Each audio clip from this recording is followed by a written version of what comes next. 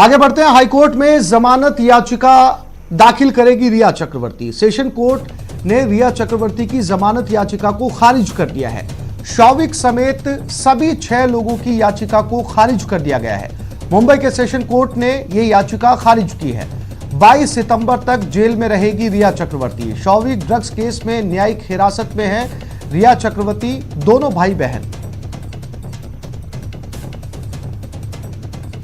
तो अब रिया चक्रवर्ती इस मामले को लेकर हाईकोर्ट में जाएगी। आगे बढ़ते हैं। ड्रग्स कनेक्शन मामले में रिया को कोर्ट ने 14 दिन की जेल में भेजा है। रिया समेत 6 आरोपियों की जमानत याचिका पर फैसला कल सुरक्षित रखा गया था, लेकिन आज सेशन कोर्ट ने सभी 6 लोगों की जमानत याचिका खारिज कर दी। रिया पिछले 2 दिनों से भायखला जेल में बंद है। एनसीबी की पूछताछ में सामने आया था कि रिया और उनके भाई के कई ड्रग पैडलर्स के साथ संबंध थे। रिया और शौविक पर ड्रग्स की खरीद फरोख्त के आरोप है। रिया ने एनसीबी के सामने ड्रग्स खरीदने के बाद कबूला था, हालांकि उन्होंने ये नहीं माना कि वो भी इसका सेवन करती थी। He's been announced that the order bail applications are rejected. No reasoning has been given yet.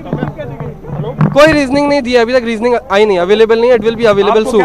Operative part ने जज ने अपना पूरा ऑर्डर पास कर दिया है, बट खाली और इस बारे में और ज्यादा जानकारी दे रही हैं हमारी संवाददाता शिखा धारीवाल।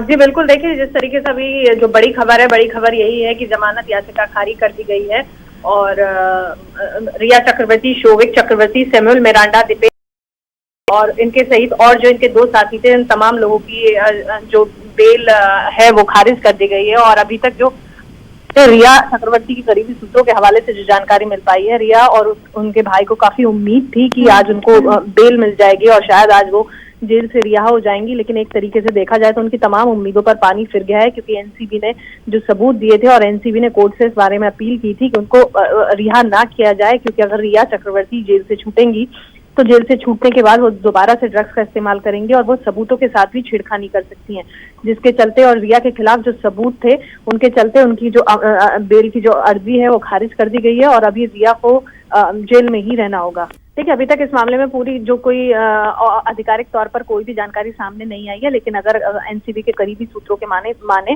तो एनसीबी ने जिस तरीके से रिया चक्रवर्ती के केस में एक अपील की थी कोर्ट से और उन्होंने कहा था कि रिया चक्रवर्ती इस पूरे मामले में जेल से बाहर आने के बाद सबूतों के साथ छेड़खानी कर सकती हैं और ये मामला और उलझ सकता है। और रिया चक्रवर्ती के खिलाफ जो भी तमाम सबूत थे उसी के आधार पर ही उनके वकील ने, सरकारी वकील ने और रिया के वकील ने जो सफाई पेश की, उस सफाई से कोर्ट संतुष्ट नहीं थे, जिनके आधार पर जो उनकी बेल याचिका है वो खारिज कर दी गई। एनसीबी के अधिकारियों की दिल्ली में एक बड़ी मीटिंग आज हो रही है, जिसमें कि बॉलीवुड के कई बड़े नाम जो हैं वो सामने आए हैं। बॉलीवुड के और इसके अलावा टेलीविजन जगत से जुड़े करीब 10 लोगों के नाम सामने हैं। तो अभी तक एनसीबी ने इस पूरे मामले में खुलकर मीडिया के साथ कोई जानकारी साझा नहीं की है, लेकिन अगर हम एनसीबी के सूत्रों के हवाले से आपको जानकारी दें तो बॉलीवुड के कई बड़े चेहरे हैं जो कि ड्रग्स की चपेट में हैं। एनसीबी को इस मामले में कई बड़े ऐसे सुराग मिले हैं जिससे साफ होता है कि बॉलीवुड के कई बड़े चेहरे और लगभग करीब 10 टेलीविजन के चेहरे इस ड्रग्स रैकेट में और इस ड्रग्स की पार्टी में शामिल थे। कंगना रनौत के खिलाफ ड्रग्स केस की जांच शुरू होगी। सरकार ने मुंबई पुलिस को जांच का जिम्मा सौंप दिया। एसआईटी या एंटी नारकोटिक्स सेल करेगी जांच। गृह राज्य मंत्री अनिल देशमुख ने पहले भी इस मामले में संकेत दिए थे।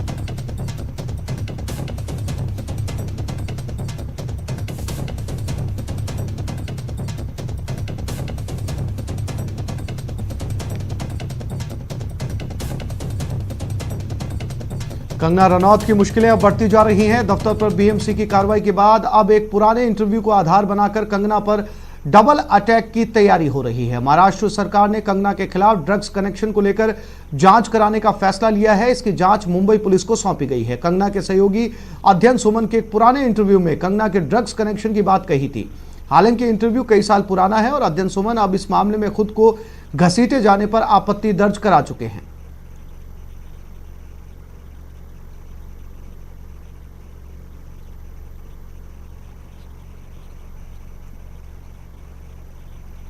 चीन की चालबाजी पर भारत सख्त है। एलएसी पर होवित्जर तोप की तैनाती हुई है। बातचीत के साथ ही चीन गुस्ताखी भी कर रहा है। पैंगोंग इलाके में चीन ने सैन्य ताकत बढ़ाई है। मॉस्को में दोनों देशों के बीच बातचीत हुई। एस जयशंकर और वांग यी के बीच ये बैठक हुई। बैठक में सीमा विवाद पर 5 सूत्रीय समझौता तय किया गया है।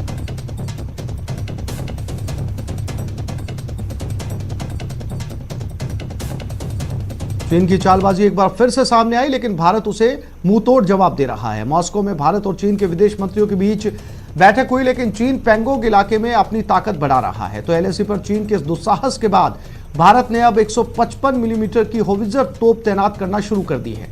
एलएसी पर इन दिनों करीब 40,000 भारतीय जवान तैनात हैं। वायुसेना भी मुस्तैद है और अब होवित्जर तोप भी सरहद पर भेजी जा रही है। वहीं इलाके में भारतीय जवानों की अब फिंगर 4 तक पहुंच हो गई है। सामरिक रूप से बेहद अहम ऊंचाई वाले इलाकों पर जवानों का दबदबा बन चुका है। तनाव के बीच एलएसी पर हालात बदल गए हैं और इससे चीन बौखलाया हुआ है।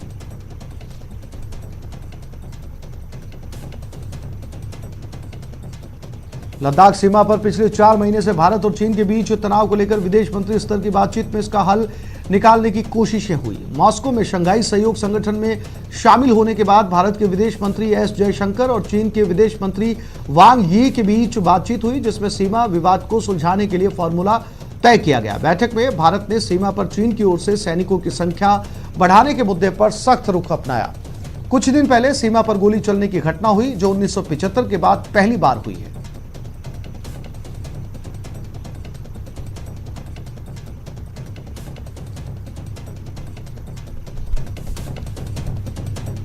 और आइए अब आपको बताते हैं कि मॉस्को में दोनों देशों के विदेश मंत्रियों के बीच क्या कुछ बातचीत हुई।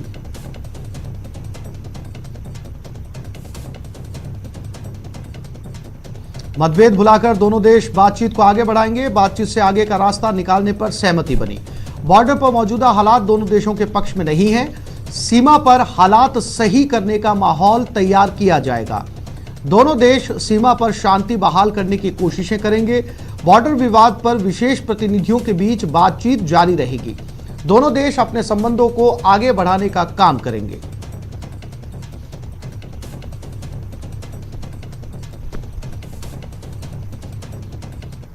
लद्दाख की सीमा पर तनाव घटाने को लेकर भारत चीन के बीच बातचीत हुई। आखिर किन किन बिंदुओं पर सहमति बनी है, इस रिपोर्ट में आपको दिखाते हैं।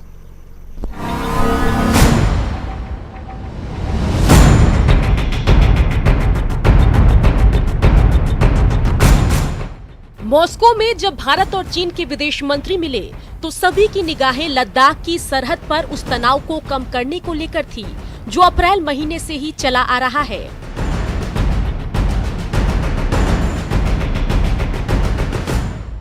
शंघाई सहयोग संगठन में एस जयशंकर और वांग यी के बीच लद्दाख को लेकर बातचीत हुई, जिसमें 5 बिंदुओं के जरिए सरहद पर तनाव कम करने का समाधान सुझाया गया। पहला, जवानों को बातचीत जारी रखते हुए विवादित इलाकों से सैनिक हटाने का काम करना चाहिए। दूसरा, रिश्ते को आगे बढ़ाने के लिए जो एक राय बनी थी, उसी के मुताबिक दोनों देश के शीर्ष नेताओं को विवाद सुलझाना चाहिए। तीसरा, दोनों देशों को सीमा से जुड़े मामलों में सभी मौजूदा समझौतों और प्रोटोकॉल को मानना चाहिए। चौथा, बॉर्डर पर स्थिति सुधरने के बाद शांति बनाए रखने और आपसी भरोसा बढ़ाने के लिए नए उपाय किए जाने चाहिए। पांचवा, स्पेशल रिप्रेजेंटेटिव मैकेनिज्म के जरिए बातचीत होती रहेगी। Working mechanism for consultation and coordination की बैठकें भी जारी रहेंगी।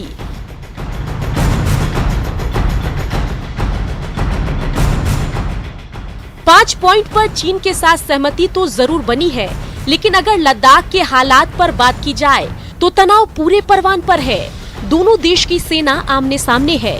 गलवान घाटी में हुई आधी रात को खूनी झड़प और पैंगोंग झील इलाके में चीनी सैनिकों की लगातार घुसपैठ जिनपिंग सरकार की धोखेबाजी भरी हरकत ही उजागर करता है। चौंकाने वाली बात ये भी है कि सैन्य स्तर पर चीन के साथ कई बार बातचीत भी हुई, लेकिन नतीजा नहीं निकला। ड्रैगन इसे तरजीह ही नहीं देता। इससे पहले मॉस्को में चीन के रक्षा मंत्री के अनुरोध पर राजनाथ सिंह के साथ लद्दाख को लेकर बैठक भी हुई, लेकिन वहां भी बात नहीं बनी। खैर, अब देखना ये है कि दोनों देश के विदेश मंत्रियों के साथ मीटिंग में जिन मुद्दों पर सहमति बनी है, इस बार ड्रैगन उसका कितना पालन करता है। Bureau report, news 18 network.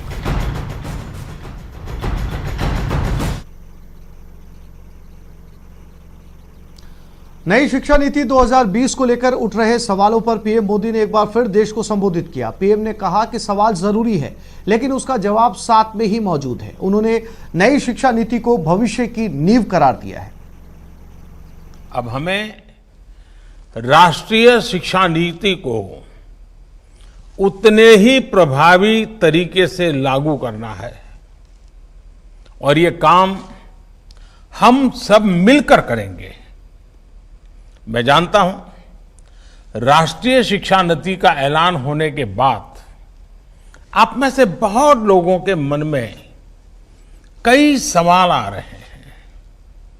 ये शिक्षा नीति क्या है, ये कैसे अलग है, इसे स्कूल और कॉलेजों की व्यवस्था में क्या बदलाव आएगा, इस शिक्षा नीति में एक शिक्षक के लिए क्या है, एक छात्र के लिए क्या है, और सबसे अहम, इसे सफलतापूर्वक लागू करने के लिए क्या करना है, कैसे करना है। ये सवाल जायज भी हैं और जरूरी भी हैं। टीचर्स खुद अपने हिसाब से लर्निंग मटेरियल तैयार करें, बच्चे अपना टॉय म्यूजियम बनाएं, पेरेंट्स को जोड़ने के लिए स्कूल में कम्युनिटी लाइब्रेरी हो, तस्वीरों के साथ मल्टीलिंगुअल डिक्शनरी हो, स्कूल में भी किचन गार्डन हो। ऐसे कितने ही विषयों की बात हुई है। अनेक नए आइडियाज दिए गए हैं। जैसा बचपन होगा, भविष्य का जीवन काफी कुछ उसी पर निर्भर करता है। बच्चों की शिक्षा, उन्हें मिलने वाला वातावरण काफी हद तक यही तय करता है कि भविष्य में वो एज अ पर्सन कैसा बनेगा, उसकी पर्सनालिटी कैसी होगी। इसलिए राष्ट्रीय शिक्षा नीति में बच्चों की एजुकेशन पर बहुत ज्यादा जोर दिया गया है। एक ब्रेक के लिए रुक रहे हैं, ब्रेक से लौटेंगे तो बात करेंगे 35वें सूफी दर्शन की।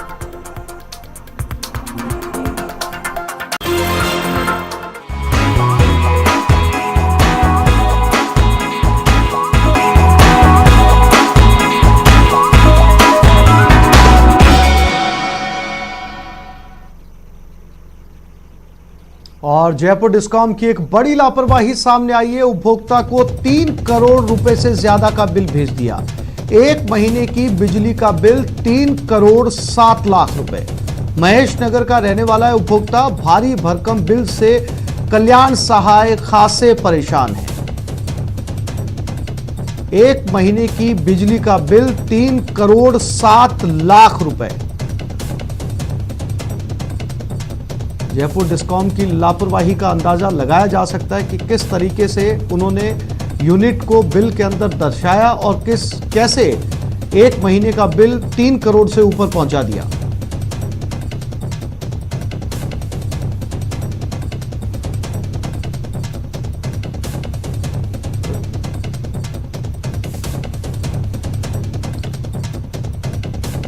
और A K. Gupta MD discom Jaipur हमारे साथ जुड़ गए हैं। गुप्ता जी, ये जो बिल आया 3 करोड़ 7 लाख रुपए का एक महीने में, कैसे रीडिंग ली होगी आपने और किस तरीके से एक महीने का बिल जो है वो 3 करोड़ के पार पहुंचा दिया?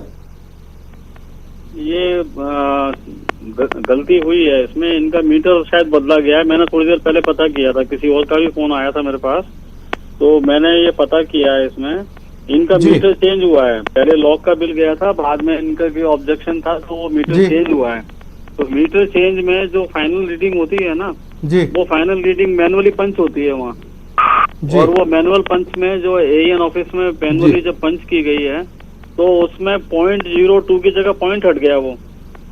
तो मान लीजिए वो रीडिंग आनी चाहिए थी 36,000। तो गुप्ता जी, आप इसको कंप्यूटर की गलती बता रहे हैं या ये ह्यूमन एरर है? क्योंकि रीडिंग के लिए जो शख्स वहां पर पहुंचता है मीटर की रीडिंग लेने के लिए, कंप्यूटर तो नहीं पहुंचता ना, जाता तो इंसान ही है जो रीडिंग लेता है। इसमें आप दो बात समझिए, ये एक स्पेसिफिक केस है, ऐसे जनरल केस नहीं मिलेंगे आपको। ये इसमें जो रीडिंग ली गई है, स्पॉट पे रीडिंग तो ठीक ली गई है, स्पॉट की रीडिंग में गलती नहीं है, परंतु जो मीटर की जो रिप्लेसमेंट हुआ है ना, मीटर के रिप्लेसमेंट में मीटर चेंज ऑर्डर में कंप्लाइंस जाती है कि इसकी मीटर उतारते वक्त क्या रीडिंग थी, तो उतारते वक्त जो रीडिंग भरी गई ना, उसमें उसने डेसिमल लगाना भूल गया, तो वो 002 और लग गए उसके आगे, तो इसलिए जो 36,487 होनी ठीक है चाहिए। गुप्ता जी, इनको दोबारा बिल भेजा जाएगा? दोबारा बिल भेज दिया है, उनका बिल ठीक कर दिया गया है और उनके पास पहुंचा भी दिया गया है बिल को। ठीक है जी गुप्ता जी, बहुत धन्यवाद हमसे बात करने के लिए। AK गुप्ता हैं, MD जयपुर डिस्कॉम के, मान रहे हैं कि इस पूरे मामले में लापरवाही हुई है और जिस शख्स का बिल 3 करोड़ 7 लाख रुपए आया था उसे ठीक कर दिया गया है और जो उचित बिल है वो उनको पहुंचा दिया गया है।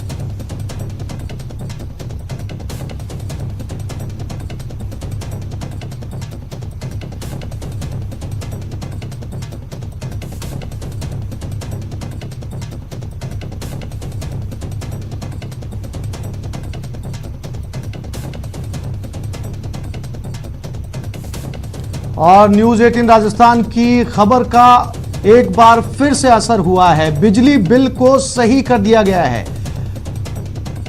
अभी न्यूज़ 18 राजस्थान की AK Gupta MD Jaipur discom से बात हुई। उन्होंने इस लापरवाही को न केवल माना बल्कि ये भी कहा कि ये गलती हुई है और इस बिल को ठीक करके उपभोक्ता के पास में पहुंचा दिया गया है। न्यूज़ 18 राजस्थान की खबर का फौरन असर आप देख सकते हैं कि इसी समय उन्होंने माना कि ये 3 करोड़ 7 लाख रुपए की बिल ज्यादा भेजने की गलती हुई है।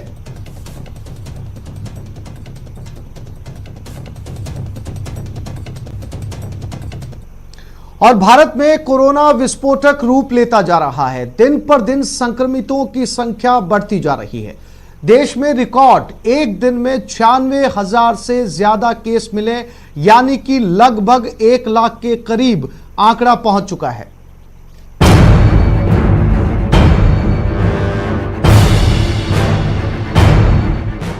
बेशक पब, बार, रेस्टोरेंट और रेल सेवाएं चरणबद्ध तरीके से अनलॉक 4 में खोल दी गईं। लेकिन जिस कोरोना वायरस के रोकथाम के लिए तमाम एहतियात किए गए, उसका असर नहीं दिख रहा है, बल्कि यह और डरावना होता जा रहा है। अभी जो हालात हैं, इससे तो यही लगता है कि संक्रमितों की संख्या देश में और तेजी से बढ़ेगी। दरअसल पिछले एक दिन में 96,700 से ज्यादा कोरोना मरीज मिले हैं। पहली बार एक दिन में 1200 से ज्यादा लोगों की जान कोरोना के चलते चली गई। देश में कोरोना के मरीजों की संख्या 45 लाख के पार चली गई, जो जल्द ही 50 लाख तक पहुंच जाएगी। अमेरिका के बाद भारत दुनिया का दूसरा ऐसा देश है जहां कोरोना मरीजों की संख्या सबसे ज्यादा है। देश के लिए चिंता की बात यह भी है कि पिछले 5 दिनों में अमेरिका के मुकाबले कोरोना संक्रमितों की संख्या करीब 3 गुना बढ़ी है। रोज जिस तरह से कोरोना मरीजों की संख्या में बढ़ोतरी हो रही है, इससे यह साफ है कि कोरोना का संक्रमण अभी थमने वाला नहीं है। इससे बचने के लिए या फिर मुकाबला करने के लिए सोशल डिस्टेंसिंग, चेहरे पर मास्क और हाथों की सफाई का विशेष ख्याल रखना होगा। यही ऐसे हथियार हैं जिसके जरिए ही जानलेवा वायरस से जंग जीती जा सकती है। पूरी दुनिया में सूफीवाद को एक ऊंचा और अलग मकाम हासिल है। सूफी संदेश हो या संगीत या फिर कला, हर एक के लिए दिल में खास जगह रखती है। श्रीनगर की एक छात्रा इन दिनों अपनी कला के जरिए सूफीवाद की विविधता को पेश करने की कोशिश कर रही है।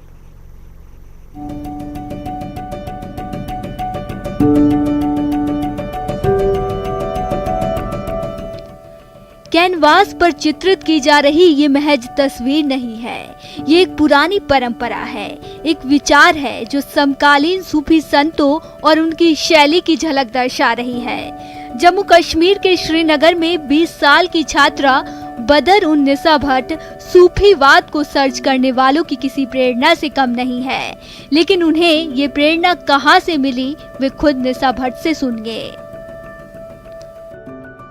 इसके बारे में कोई नहीं आजकल बात करता है, तो आई शुड से अबाउट, और लफ्जों से पहले मुझे लगता है रंग बेटर क्लियरली एक्सप्रेस कर सकते हैं।